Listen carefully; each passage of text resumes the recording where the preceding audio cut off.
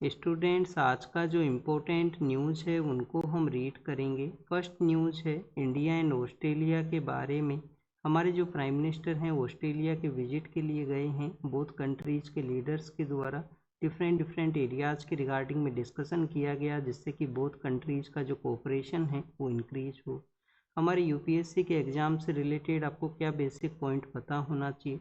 तो joint declaration के अंदर में जिन पॉइंट्स के बारे में मेंशन किया गया है उनके बारे में आपको जानकारी होना चाहिए।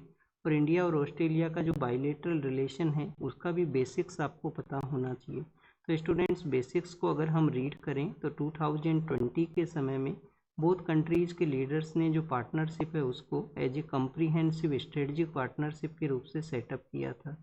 तो कम्प्रीहेंसिव स्ट्रेटजिक पार्टनरशिप है जो एग्जिस्ट करता है इंडिया और ऑस्ट्रेलिया के बिटवीन के अंदर में।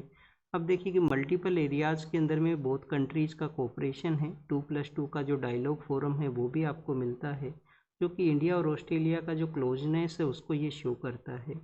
बट अगर हम हमारा जो मेंस का पर्सपेक्टिव है उसके रिगार्डिंग में रीड करें तो अब देखिए कि इंडिया को क्यों ज़रूरत है ऑस्ट्रेलिया के साथ में जो क्लोज कोऑपरेशन है उसको कैरी आउट करने के लिए। तो फर्स्ट आप देखिए कि नीड के पर्सपेक्टिव से अगर हम देखें तो इंडो पैसिफिक का जो रीजन है, क्योंकि स्टूडेंट्स इंडो पैसिफिक के अंदर में जो कोऑपरेशन को इंक्रीज करने के लिए हमने क्वेड का जो फोरम है उसको सेटअप किया था। बट क्वेड प्रेजेंट समय में यूएस का जिस तरीके से वहाँ का पॉलिसी है उसके रिगार्डिंग आप देखिए कि ये मेन स्ट्रीम में नहीं है, इसका जो डिस्कशन है वो भी यहाँ पे नहीं है। रिसेंटली जो जापान के पॉलिटिकल लीडर इंडिया के लिए आए थे वहाँ पे भी आप देखिए इंडो पैसिफिक को as a shared opportunity, shared जो वैल्यू है उसके रूप से मेंशन किया गया था। तो उसी तरीके से हमें इंडो पैसिफिक का ये जो आइडियोलॉजी है या जो कोऑपरेशन है उसको अगर बूस्ट करना है तो एक रिलायबल पार्टनर है उसका हमें ज़रूरत रहेगा, जो कि ऑस्ट्रेलिया वहाँ पे सिचुएटेड है। सेकंड आप देखिए कि हमारे बोथ कंट्रीज़ के बिटवीन में जो प्रोग्रेस है वो आपको एग्जिस्टिंग सिचुएशन में मिलता है, जैसे कि ट्रेड के रिगार्डिंग में economic cooperation and trade agreement है जो एग्जिस्ट करता है। फिर आप देखिए कि सिविल न्यूक्लियर का जो सेक्टर है उसके बिटवीन में भी बोथ कंट्रीज़ का जो ट्रेड है वो हुआ करता है। स्पेशली हमारे जो न्यूक्लियर पावर प्लांट्स हैं उनको यूरेनियम का जो सप्लाई है वो ऑस्ट्रेलिया से आया करता है। पर जितना यहाँ पे पोटेंशियल है, जितना डिमांड है उतना नहीं आता है। उसके बिहाइंड में रीज़न क्या है? उसके बिहाइंड में रीज़न यही है हमारा जो सिविल न्यूक्लियर का जो जो आप देखिए कि जो लाइबिलिटी का जो एक्ट है वो वहाँ पे एक रिस्पॉन्सिबल है, जिससे कि बाहर के जो कंट्रीज़ हैं वो ज़्यादा यहाँ पे इंगेजमेंट है वो नहीं करते हैं। गवर्नमेंट ने क्या डिसीजन लिया है उसके रिगार्डिंग में शांति एक्ट वो लेके आए हैं, जिससे कि जो जो अदर कंट्रीज़ हैं वो अपना यहाँ पे जो टेक्निकल सपोर्ट हैं, जो सिविल न्यूक्लियर के रिगार्डिंग में जो भी यहाँ पे कोऑपरेशन है उसको इंक्रीज है वो कर सकें।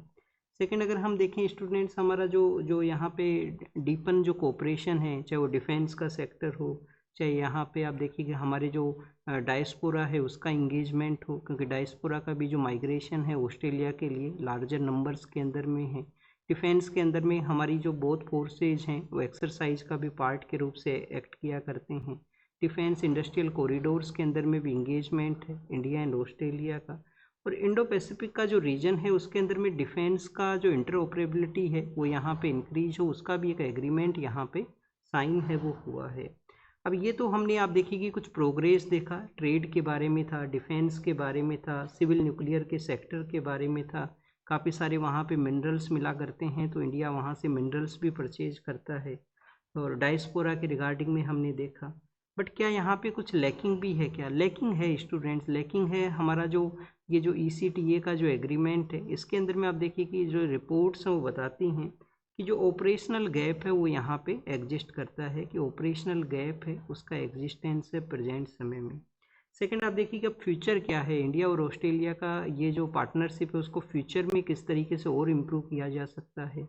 तो फ्यूचर तो ये बताया गया कि बोथ जो कंट्री हैं टेररिज्म को कंडेम करते हैं, जो इंटरनेशनल इंस्टीट्यूशंस हैं उसमें रिफॉर्म का बात करते हैं, और आप देखिए कि एक दूसरे के साथ में कोऑपरेट भी करते हैं। जो मल्टीलेटरल फोरम्स है वहाँ पे, चाहे वो Indo Indian Ocean Rim Association हो, ईस्ट एशिया समिट का जो फोरम हो, ईस्ट एशिया समिट के अलावा आप देखिए कि G20 का जो फोरम है और भी यहाँ पे जो इम्पोर्टेंट प्लेटफॉर्म्स हैं जिसमें एक दूसरे के साथ में कोऑपरेशन है।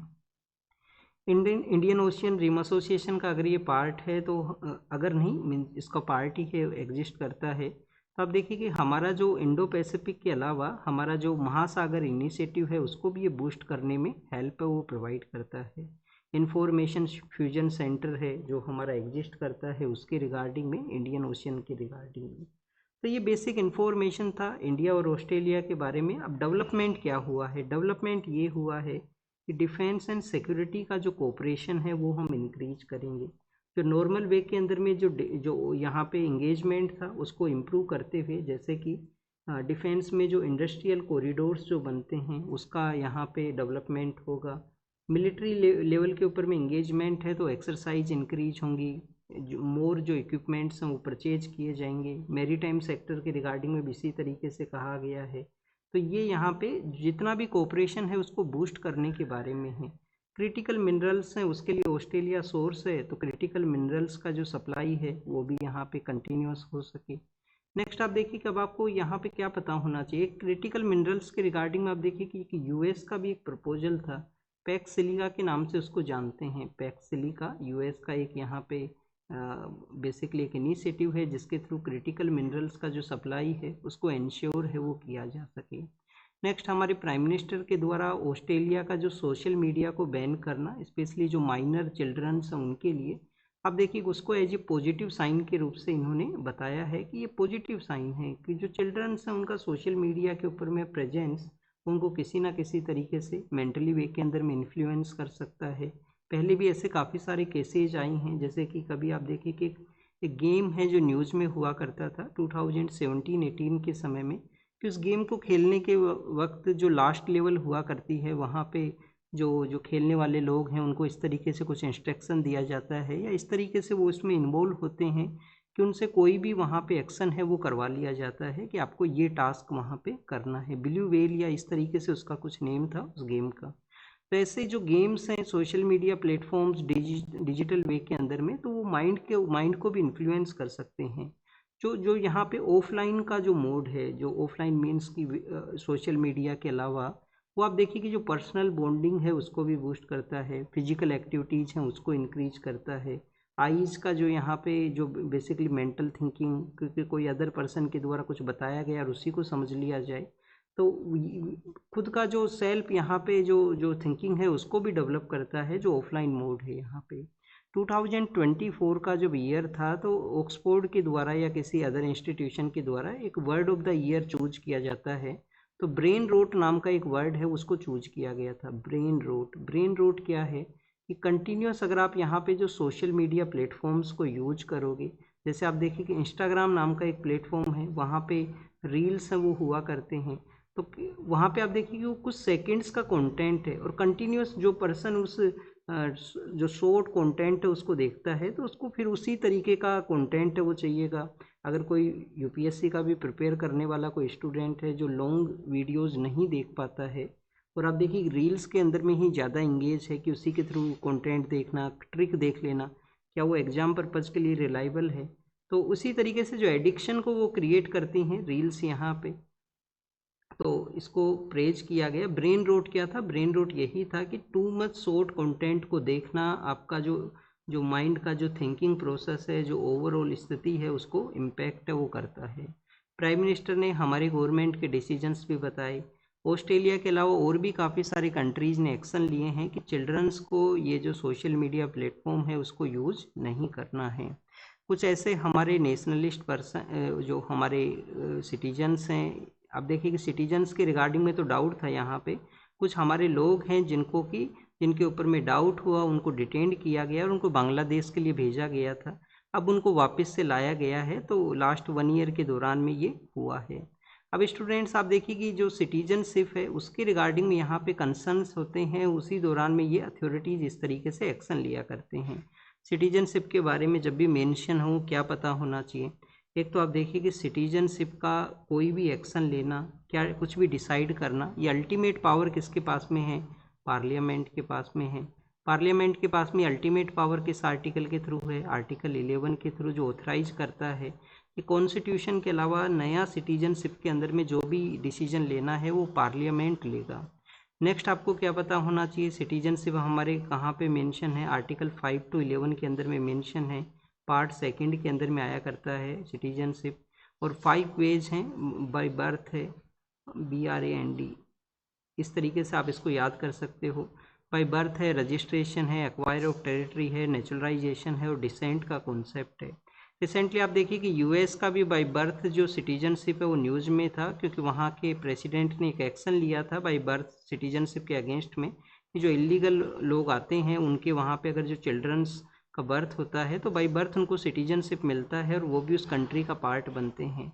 और उसके बाद में आप देखिए कि डेट वो जो उनका जो रिजोल्यूशन था उनको कोर्ट के द्वारा रिजेक्ट कर दिया गया, कि जो 14th कॉन्स्टिट्यूशन अमेंडमेंट एक्ट है यूएस के अंदर में, वो सभी लोगों को बाय बर्थ के थ्रू आप देखिए कि एज ए सिटीजनशिप का राइट है वो ग्रांट करता है। यूपीएससी ऐसे भी क्वेश्चन पूछ सकता है, क्योंकि कंपैरिजन ऑफ द कॉन्स्टिट्यूशन है वो हमारा सिलेबस का पार्ट है, और क्वेश्चन हो सकते हैं इंडिया में सिटीजनशिप और यूएस का जो सिटीजनशिप है उसकी रिगार्डिंग में। नेक्स्ट अगर हम यहाँ पे रीड करें तो स्टूडेंट्स जो न्यूज़ है वो है जो मेघालय के अंदर में जो एक इंसिडेंट हुआ था उसके बारे में, कि जो मैरिड के बाद में जो उनका जो हस्बैंड है उनको बेसिकली एक जो केस जो काफ़ी ज़्यादा पॉपुलर है वो भी हुआ था। तो उसके अंदर में जो पर्सन है जिनको कि यहाँ पे कुछ जो रिलैक्सेशन मिला था, उसको अब सुप्रीम कोर्ट उस केस को फिर से हायर बेंच के लिए कंसिडर है वो कर सकता है। एग्ज़ाम के लिए ज़्यादा कुछ इम्पोर्टेंट नहीं है, बट एक रिसेंट केस भी आया था लोहागढ़ जो फोर्ट है उसके रिगार्डिंग में। और आप देखिए कि वो जो केस आया था और इस केस के अंदर में भी आप उसको कंसिडर कर सकते हो कि ओवर द ईयर्स हमारा जो सोसाइटी है, जब हम एंशियंट ह्यूमन से लेकर और प्रेजेंट का जो मॉडर्न सोसाइटी है, कि सोसाइटी के अंदर में जिस भी तरीके का जो रिस्क है, रिस्क को हमने रिड्यूस किया है टेक्नोलॉजी के डेवलपमेंट की वजह से। रिस्क है वो यहाँ पे रिड्यूस है वो हुआ है, चाहे वो लाइफ को रिस्क हो या आप देखिएगा अदर एरियाज़ के अंदर में रिस्क हो। अब रिस्क रिड्यूस हुआ है, बट आपका जो ह्यूमन माइंड है उसका आप अनसर्टिनिटी को आप डिटरमाइन करने के लिए कोई टेक्नोलॉजी नहीं है। ह्यूमन माइंड है वो काफ़ी ज़्यादा अनसर्टेन है, उसको हम मेंशन किए थे उस केस के दौरान में। नेक्स्ट आप देखिए कि मानसून के बारे में है, आईएमडी ने कहा है कि कंप्लीट कंट्री को मानसून ने कवर किया है। इस साल अल्नीनो का जो इम्पैक्ट बताया गया है कि अल्नीनो की वजह से मानसून है जो कम बारिश है वो रिसीव होगा। अल्नीनो आप देखिए वो वेदर कंडीशन है जब यहाँ पे हमारा जो मानसून है उसको ये इम्पैक्ट है वो किया करता है। मानसून वर्ड बेसिकली है क्या स्टूडेंट, जो अरेबिक वर्ड है उसके थ्रू ये जो वर्ड है उसका मीनिंग होता है कि कभी आप देखिए कि डेट मौसम का जो शब्द है जिसको यूज करते हुए जो अरेबियन ट्रेवलर्स हैं वो इंडिया में आया करते थे, क्योंकि स्टूडेंट्स साउथ वेस्ट मानसून इस तरीके से आया करता है और साउथ वेस्ट मानसून के थ्रू उनका जो बोट्स हैं वो इंडिया में आते थे। और कभी आप देखिए कि एक प्रोजेक्ट मौसम नाम से भी एक प्रोजेक्ट हमारा मिनिस्ट्री ऑफ कल्चर ने चलाया था, कि कुछ हमारे ऐसे पोर्ट एरिया हैं जो कि वेस्टर्न कोस्ट के ऊपर में हैं, जिनको कि मानसून को यूज करते हुए जो ट्रैवलर आते थे उन पोर्ट एरियाज़ को फिर से रिवाइवल किया जाएगा। ये कभी एक प्रोजेक्ट है वो चलाया गया था मिनिस्ट्री ऑफ कल्चर ने। तो ये आईएमडी के बारे में है, मानसून के बारे में है, कंप्लीट कंट्री है वो कवर हुआ है। क्या हमारी कंट्री का कुछ अदर पार्ट ऐसा भी है क्या जहाँ पे रिट्रेटिंग मानसून से बारिश रिसीव होता है?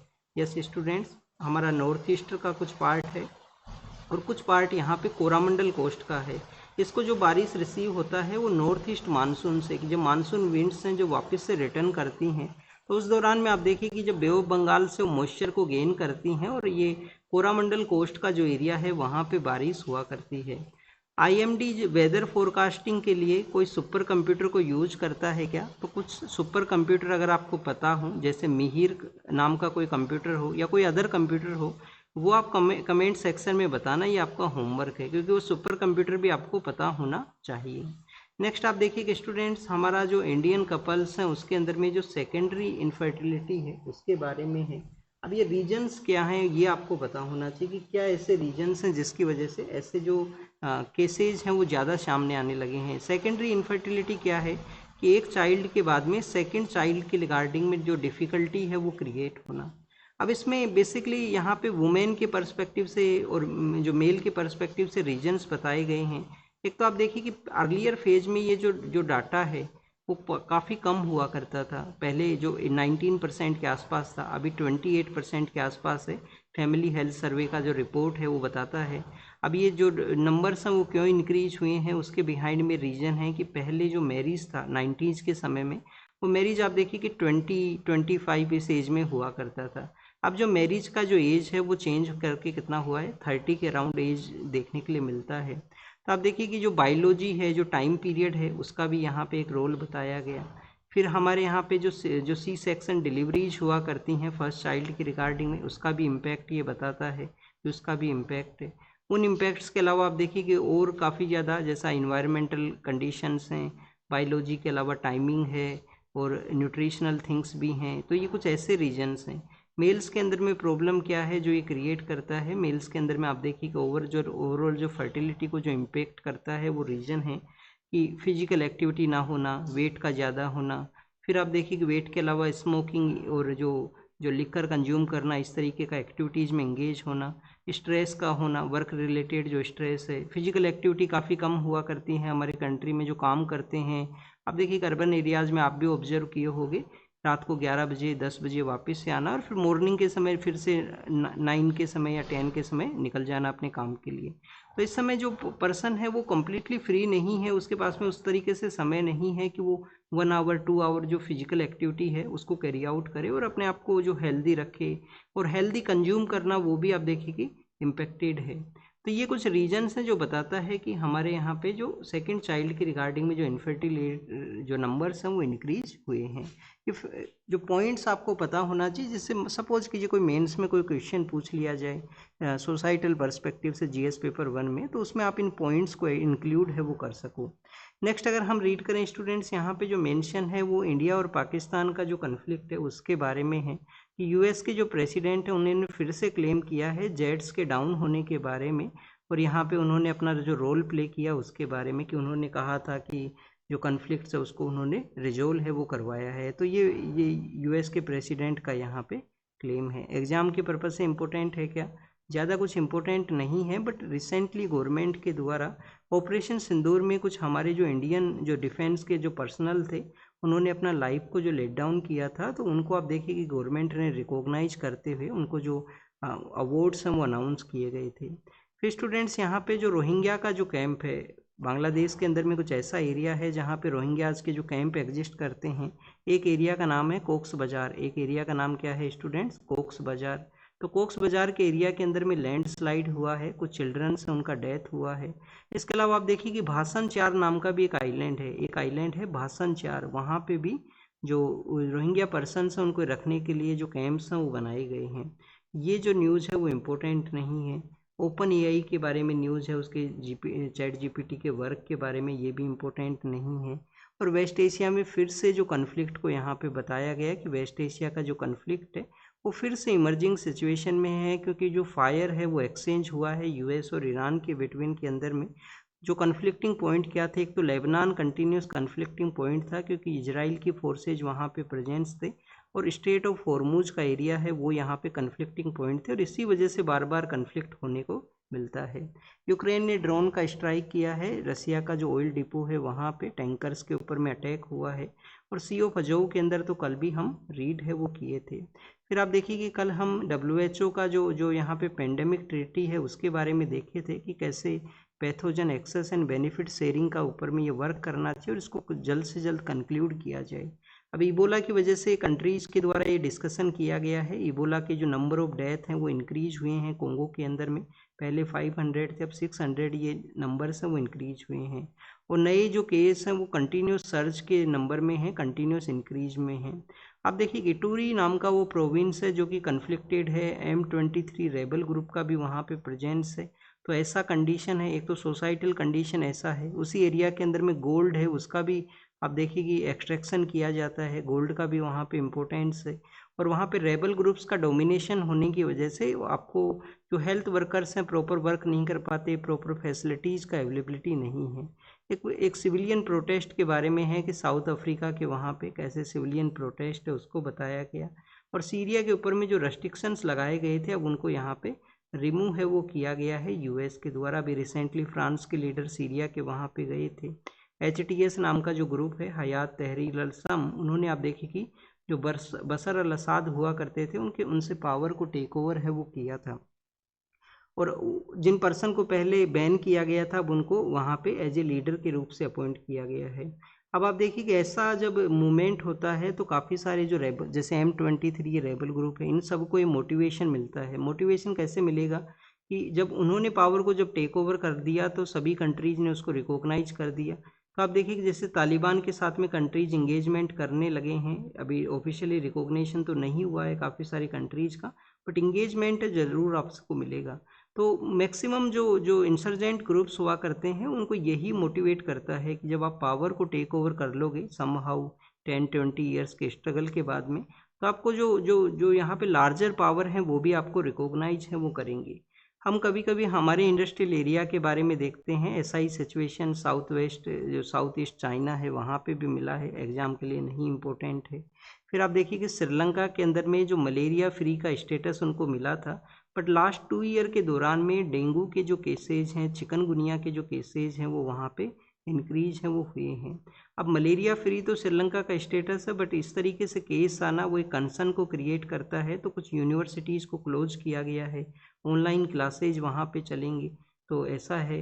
फिर आप देखिए कि मराठी लैंग्वेज के बारे में है, महाराष्ट्र के वहाँ पे आप देखिए कि आइडेंटिटी के रिगार्डिंग में जो मूवमेंट्स हैं वो हुआ करते हैं, और मराठी को क्लासिकल लैंग्वेज का स्टेटस भी मिला है। तो इसमें जो फूले का जो समय था, ज्योतिराव फूले का जो समय है, फिर आप देखिए कि हमारे जो लोकमान्य तिलक साहब हैं उनका जो समय है, उन सभी के बारे में मेंशन किया गया है। फूले के बारे में आपको क्या पता होना चाहिए, आपको पता ये होना चाहिए सत्यशोधक समाज 1873 में उनके द्वारा स्टार्ट किया गया था, जिसको जो कि आप देखिए कि as a truth seeker society के रूप से एग्जिस्ट करता था। और इन्होंने काफ़ी कुछ लिखा है, गुलामगिरी भी इनके द्वारा लिखा गया है, काफ़ी कुछ इनका कंट्रीब्यूशन है, स्पेशली वो सेक्शन ऑफ सोसाइटी जिसको कि एजुकेशन फैसिलिटीज़ नहीं है, जिनका अपलिफ्टमेंट करना है, वो मोस्ट इम्पोर्टेंट था। सेकंड आप देखिए कि तिलक साहब के बारे में है कि कैसे तिलक साहब के द्वारा जब केसरी और मराठा है, एक जो उनका न्यूज़पेपर है वो मराठी के अंदर में था, तो उसको उसके बारे में यहाँ पे मेंशन किया गया है। और भी काफ़ी कुछ मेंशन है। आप देखिए कि 7th कॉन्स्टिट्यूशन अमेंडमेंट एक्ट के बाद में जब फर्स्ट कोई स्टेट क्रिएट होता है तो 1960 के समय में जो बॉम्बे स्टेट हुआ करता था, जिसमें गुजरात और प्रेजेंट महाराष्ट्र आया करते थे, बॉम्बे का नाम चेंज कर दिया गया, महाराष्ट्र किया गया, और गुजराती स्पीकिंग पीपल्स के लिए गुजरात है वो नया स्टेट बना दिया गया। आर्टिकल जब आप 370 को भी रीड करते हो, 371 को, जो कुछ स्पेशल प्रोविजन स्टेट्स के बारे में, वो गुजरात और महाराष्ट्र को ही बताते हैं। तो ये बेसिक इन्फॉर्मेशन था। कुछ कुछ न्यूज़ आज हम इंक्लूड नहीं किए हैं, जैसे कि एक उड़ीसा का जो PVTG कम्युनिटी है उसके बारे में मेंशन था, जिसका नाम है जोआंग, उस कम्युनिटी का नाम है जोआंग, उस कम्युनिटी का नाम है। तो आप देखिए कि उनके बारे में बताया है कि कैसे ये जो ट्राइबल कम्युनिटीज़ हैं जो कि मोर वनरेबल हैं, कोई भी वर्क के लिए जब जाया करते हैं तो उनको लेबर वर्क में इंगेजमेंट होता है, क्योंकि उस तरीके से स्किल नहीं है, उस तरीके से एजुकेशन नहीं है, और इनके एरियाज़ के अंदर में भी जो उनके कंसर्न है। तो आप देखिए कि जब लेबर वर्क में रहेंगे तो हमारे यहाँ पे सेफ्टी का जो गाइडलाइंस है उसके कंसर्न्स हुआ करते हैं एवरी एरिया के अंदर में। तो कैजुअलिटीज़ के अंदर में इनके नंबर्स आपको मिला करते हैं, तो उसके बारे में ये और भी PVTG कम्युनिटी हैं उनके एग्जाम्पल को बताया गया था। उड़ीसा के वहाँ पे जोआंग नाम का जो कम्युनिटी है वो मिला करती है। स्टूडेंट्स, बैकग्राउंड के अंदर में जो एक गैदरिंग की वजह से जो आवाज़ है, और आप देखिए कि कुछ ऐसे भी न्यूज़ हैं जो ऑलरेडी हम पिछले कुछ समय से रीड कर चुके थे, लास्ट 2-3 डेज के अंदर में जो एक्स्ट्रा न्यूज़ हैं उनको हम कल इंक्लूड करेंगे। और आप देखिए कि हो सके ये जो बैकग्राउंड का जो वॉइस है वो जो 2-3 डेज के रिगार्डिंग में रहेगा, तो जब भी ओवरकम होगा तो हम उसको जो जो भी इम्पोर्टेंट न्यूज़ है जो हम कभी डिस्कस नहीं किए हैं, कोई अदर पर्सपेक्टिव है, उसको हम इंक्लूड करेंगे कल के न्यूज़पेपर में। तो thank you students, thank you very much.